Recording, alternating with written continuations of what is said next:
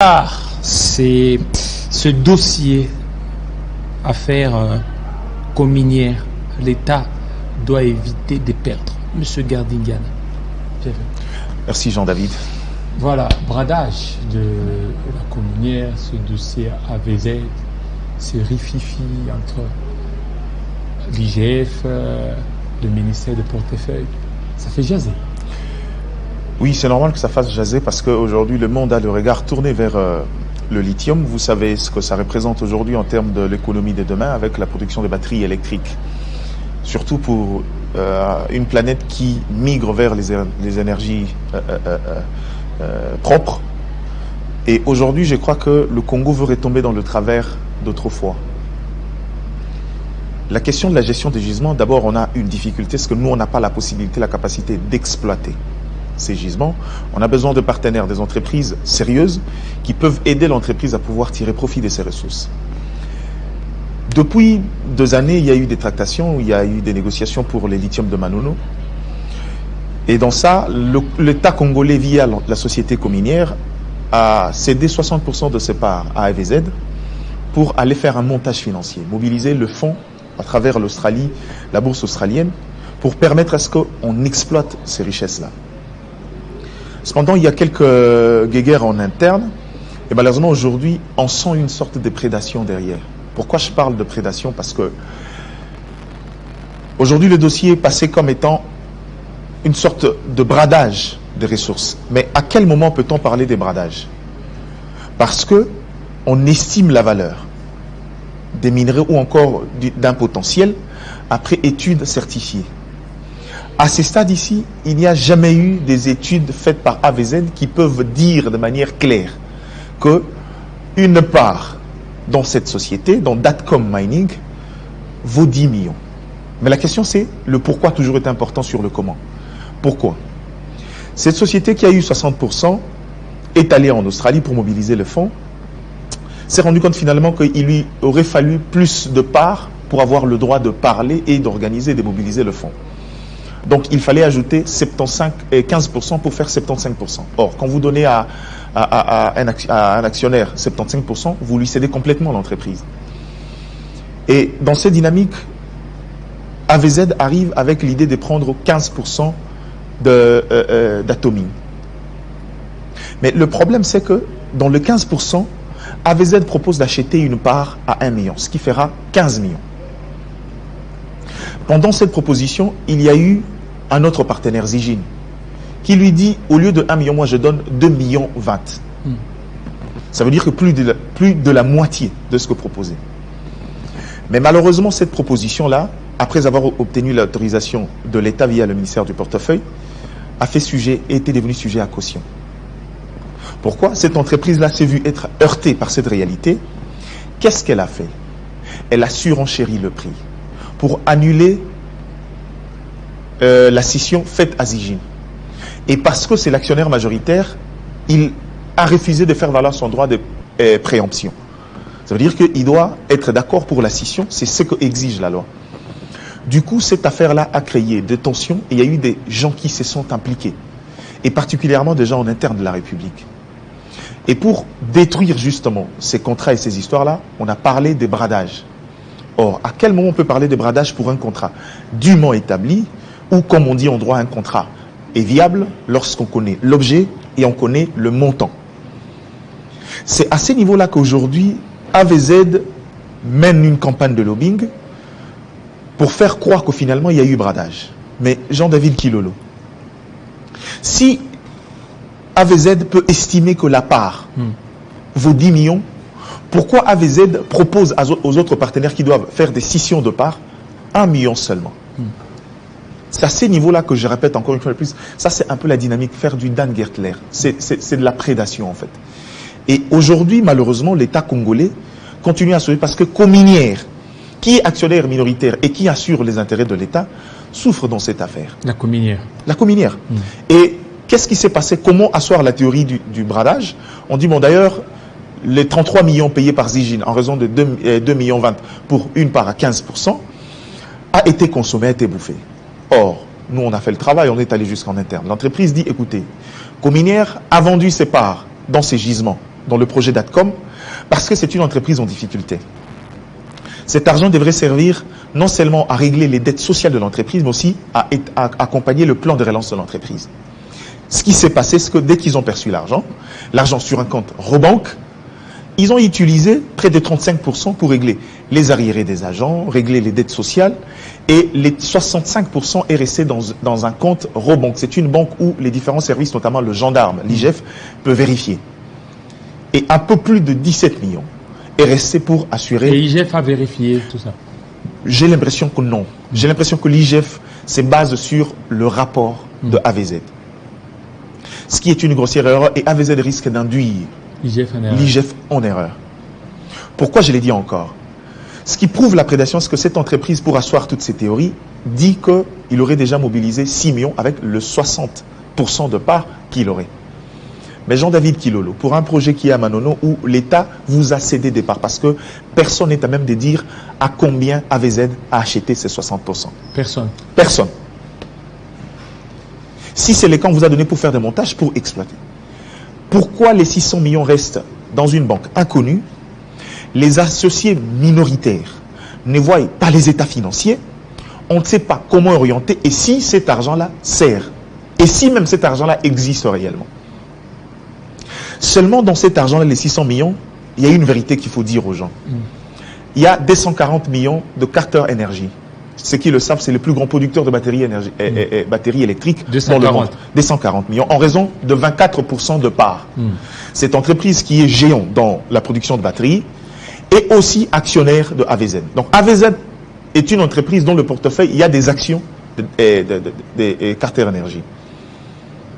Là, il n'y a peut-être pas de problème, mais le problème c'est que le fonds mobilisé, pourquoi exclure les autres partenaires? Pourquoi faire en sorte de garder l'argent en dehors de la République? C'est-à-dire, à ce moment ici, c'est l'État congolais qui est en train de perdre parce qu'il ne sait ni percevoir, ni recevoir ses dus et ses droits des 600 millions prétendument mobilisés par AVZ. Et ce qui fait qu'aujourd'hui, AVZ, pour contrarier les murs et les obstacles qu'il a rencontrés dans la décision du portefeuille, validant une proposition, décision, le contrat de Zijin, qui donnait 2 fois plus que AVZ, on a organisé un réseau de lobbying pour s'attaquer là-bas. Là, n'est pas notre problème. S'attaquer, ce n'est pas un problème. Mais quand on veut s'attaquer aujourd'hui, il faudra que nous, on regarde dans les intérêts de la RDC. Qu'est-ce que nous, en tant qu'État, on gagne? Comment pouvons-nous aller encourager, pousser une entreprise australienne au détriment de la communière qui assure les intérêts de l'État? C'est là où j'ai dit, si on ne fait pas attention, on risque encore de rater cette révolution qui arrive. Les lithium doivent nous donner une bonne posture dans l'énergie, dans la production énergétique de demain. Et comme dans les autres gisements, cobalt, coltan et autres, on est en train de rater justement l'occasion de pouvoir se positionner et faire les choses convenablement en jetant la République en pâture au nom de simples individus. Plus grave encore, Jean-David, AVZ, qui aujourd'hui est actionnaire majoritaire, dans le jargon, on dira, c'est pas un senior, c'est une entreprise junior, qui en soi n'a pas le moyen pour pouvoir développer ses projets. C'est AVZ qui a donné tous les rapports là. À l'IGF, exactement. Il est en train d'induire l'IGF en derrière. C'est-à-dire, AVZ n'a pas de fonds, n'a pas de moyens pour mener à bien ses projets. Et le comble, les dangers. Pour prouver la prédation, Grim Johnson, qui est le patron de AVZ, a été condamné sur décision du TGI à 3 ans de prison ferme. Pourquoi? Parce qu'avec la complicité d'un agent du guichet unique, ils ont essayé de modifier la structure du capital de l'entreprise. Le 15% qu'ils n'ont pas eu, ils ont tenté de vouloir le reprendre en faisant du forcing. Ils sont allés, il y a même un procès en appel où la cour d'appel du Haut-Katanga a confirmé la condamnation de 3 ans de prison. Maintenant, la question que je me demande, c'est que le lobbying de Congolais qui veulent soutenir cette initiative-là, c'est au nom de quoi, Jean-David? C'est au nom de quoi? Pourquoi continuerons-nous à faire l'objet d'opprobre? Pourquoi continuerons-nous justement à continuer à faire le commissionnaire des entreprises qui viennent pour leurs intérêts? Et danger, c'est que on parle aujourd'hui de ce projet-là.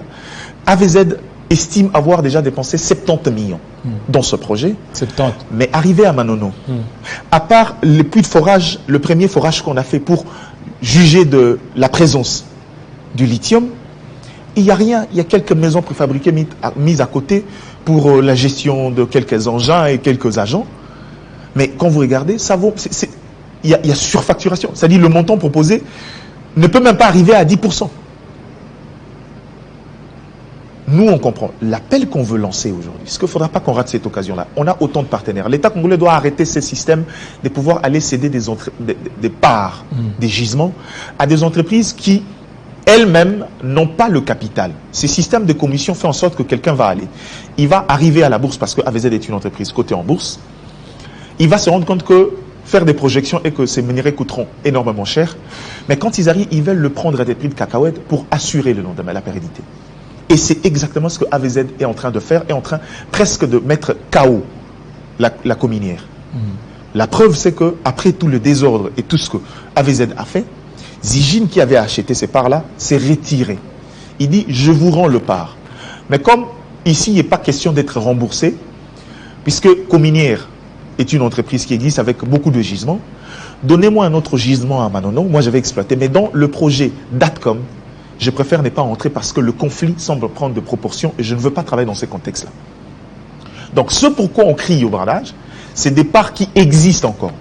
Si AVZ estime que ces parts-là vaut 10 millions, l'État congolais dit une seule chose. Personne ne lui interdit. Trouve des partenaires qui vont l'acheter à 10 millions parce que ces 15 parts existent encore. Alors il faut que l'État congolais fasse tout pour ne pas perdre dans cette histoire. Exactement. Il faut que l'État congolais se retrouve. Il faut que l'État congolais se retrouve et que l'État congolais évite de tomber dans le piège de ces multinationales qui viennent dans l'idée de pouvoir nous domestiquer et prendre... Et l'État congolais doit écouter toutes les deux doit parties. d'abord écouter la représentation. Celui qui assure les intérêts de l'État, c'est la cominière. C'est l'entreprise de l'État. Et l'État doit écouter les différents responsables politiques qui sont dans le dossier. L'État congolais, c'est d'ailleurs pour ça que je me suis dit, cette idée-là, je crois que ça sera la meilleure des choses. Après, tous les documents, toute cette intoxication que AVZ est en train de mettre et donner à l'IGF, la ministre du portefeuille a demandé qu'il y ait une confrontation au niveau du Conseil de ministres. Que l'inspection arrive avec ces rapports-là pour qu'il y ait confrontation. Comme ça, ça permettra au ministère de donner plus de lumière à ces dossiers-là. Quand on a une entreprise qui déjà, dès le départ, le projet n'est même pas encore en phase d'exploitation, mais une entreprise qui tente déjà d'arracher des parts frauduleusement. Quand on a une entreprise qui estime, qui dit à la place publique que la part vaut 10 millions, mais que cette même entreprise, pour acheter les 15%, propose 1 million, ça veut dire qu'il y a quelque chose qui ne va pas. Et comment nous, on va continuer à se laisser berner jusqu'à quand?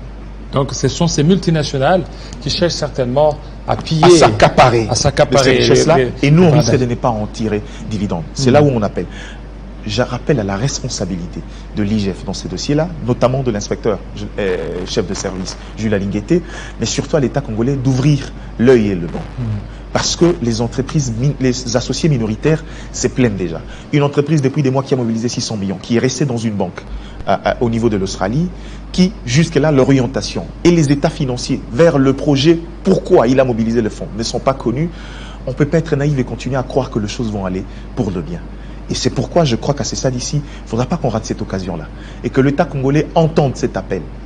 Aujourd'hui, le Congo, c'est vrai, il y a des embellis parce que le contexte est favorable. On a l'occasion de pouvoir reprendre de la place sur ces marchés. On a l'occasion. Le lithium n'existe pas qu'en RDC. Il y en a un peu dans beaucoup de pays.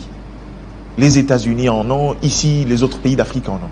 Il faudra que nous aussi, on sache faire œuvre utile de nos potentiels et éviter la manipulation des Occidentaux qui viennent avec des cabinets de lobbying, avec des agences de communication, pour commencer par détruire d'abord la crédibilité de l'État, comme ça asseoir une certaine hégémonie sur nos richesses. Et ça, j'en appelle justement, j'interpelle encore les responsables de regarder d'être très près, sinon cette société, la communier risque de connaître de problèmes, on risque de rater l'occasion, on risque de détruire ce projet-là et de vendre à des prix de cacahuètes, un peu comme on l'a fait dans les années à venir avec Dan Gertler, qui aussi est venu comme ça, sans exactement avoir de fonds. Alors qu'il y avait des seniors comme Glacor et les autres, on a préféré donner à une entreprise junior qui s'est servi justement du capital qu'on lui a donné pour aller mobiliser le fonds et vendre le double et gagner plus que l'État congolais. Il faudra qu'on évite ces erreurs du passé et je crois que c'est maintenant qu'il faudra le faire. Il faut éviter l'intoxication à ces niveaux-là. Donc quand on parle ici d'un gap des 150 millions, c'est de chimère parce que jusqu'à aujourd'hui, personne n'est à même de prouver cette valeur-là. Et encore, ce n'est pas AVZ de le faire parce qu'il y a conflit d'intérêts. Une entreprise acquéreur ne peut pas être à la fois une entreprise qui effectue l'évaluation, la certification de la valeur d'une part d'action. Ça n'existe nulle part au monde.